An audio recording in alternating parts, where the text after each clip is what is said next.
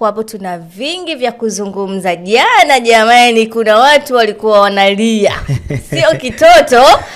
Shughuli ilikuwa pevu. Mambo yalikuwa ni moto. Yaani kiti kile unakaa uwanjani lakini unaona kama nitoke hivi, moyo kama unataka kutoka lakini hautoki, lakini ndo mambo yako hivyo. Unajua mpira bwana, kuna muda lazima ulie, kuna muda lazima ufurahi. Mambo lazima yawe vizuri kabisa. Tuna vingi vya kuzungumza siku hii ya leo. Jina langu ni Sport Lady hapa Mina, niko na mchambuzi ambaye anaijua kazi yake vizuri kabisa, Rama. Jana tulikuwa tuna mechi Rama ya Yanga pamoja na TRA. Yes.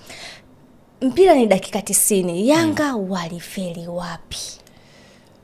Of course bwana, jana kwanza ilikuwa ni moja ya mechi bora sana kwenye ligi yetu ya Tanzania, lakini kufeli kwa Yanga hakujaanza kwenye mechi hii.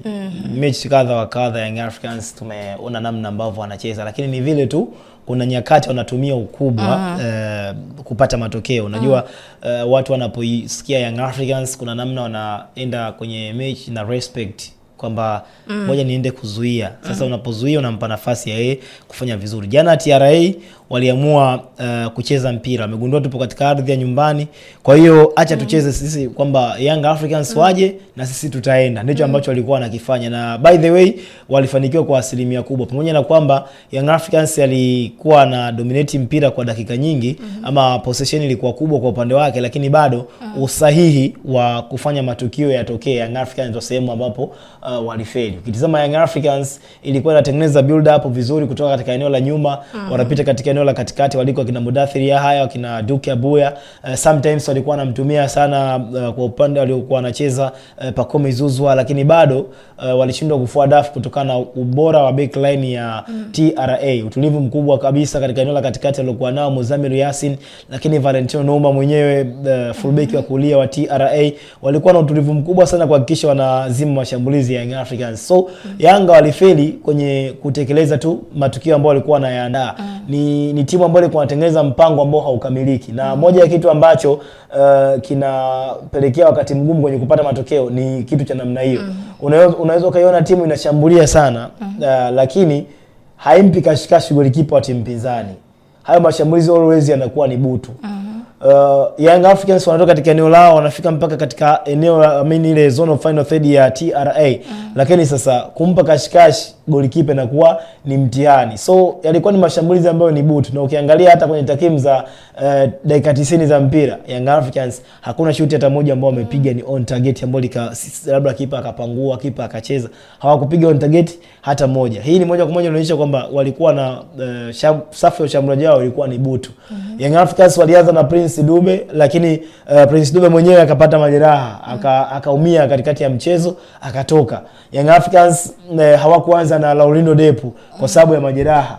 Ni miongoni mwa tatizo lingine ambalo limewapelekea wenyewe pia kufeli. Lakini kingine wakaamua kumuingiza Emmanuel Mengo, kwa maana ya kwamba awe mshambuliaji kiongozi. Ukimtizama Depu, ukimtizama Prince Dube, ukimtizama Mengo, unaona ni mbingu na ardhi. Angalau Depu na Prince Dube ni washambuliaji ambao wanashabihiana kwenye ubora, lakini Depu na Mengo unaona ni mbali sana.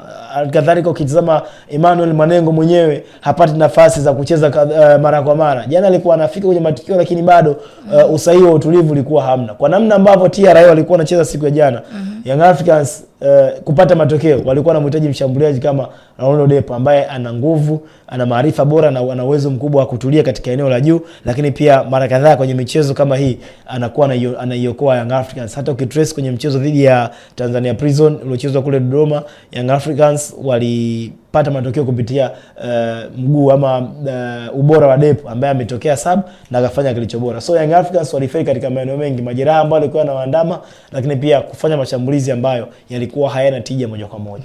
Hii imeipa taswira gani kwa TRA? Of course TRA nilikwambia jana wapo katika nafasi nzuri ya ushindani wa ligi. Sikutizama fixture kwa sasa hivi, lakini walikuwa wanamendea kwa upande wa Pamba Jiji. So kwa kutoa sare kupata alama moja, ndio maana unaona jana baada ya kipenga cha mwisho cha mwamuzi wakati walishangilia sana. Na Solomon Nchua alipomaliza mpira tu walifurahishwa na kile, kwa sababu wanajua kupata alama moja dhidi ya Young Africans ama hata kwa angecheza labda na Simba, Azam, Singida ni timu kubwa. Kwa hiyo kupata alama moja dhidi ya Young Africans kwao ni mafanikio makubwa, ndio maana walichangilia sana. So wamejiweka vizuri katika msimamo wa ligi kwa sababu hawajapoteza kwa alama zote. Tumesikia tambo za mashabiki wanasema kwamba sababu kuu imetokea mpaka imekuwa hivi ni wachezaji walikuwa hawako fiti uwanjani. Hiyo je, ni sababu kuu imepelekea hali ikawa kama vile? Of course wao wametafsiri kutokana na kile ambacho kilikuwa kinaendelea, kwa maana ya kwamba wachezaji wa Young Africans walikuwa hawachezi dakika 5 bila kuona mchezaji wa Young Africans ambaye ameanguka na tibiwa. Kwa maana kwamba walikuwa ni wachezaji ambao wakikutana na zile kwamba ile migongano na wachezaji wa TRA, mchezaji wa Young Africans alikuwa anapata dhoruba. Nadhani nikakutajia Prince Dube ameanguka mara kadhaa mpaka akatolewa nje, lakini pia kwa upande wa Isra Mwenda na mwenyewe ameanguka mara kadhaa japo hakutoka.